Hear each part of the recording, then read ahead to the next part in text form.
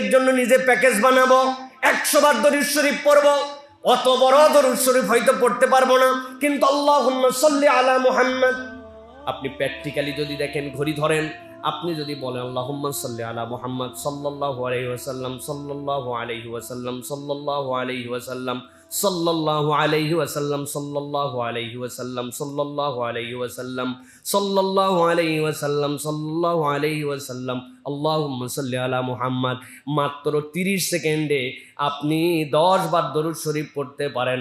আপনার আমল নামাকে যদি ওয়ালায়ালিন আশর, আল্লাহ যেই দশকের শপথ করেছেন ওই দশকে যদি আমল নামাকে আসমানে উঠাই নিতে চান, মর্যাদাগুলোকে যদি বাড়ায় দিতে চান, সবচেয়ে বেশি ইনভেস্ট করতে হবে এই মুখে।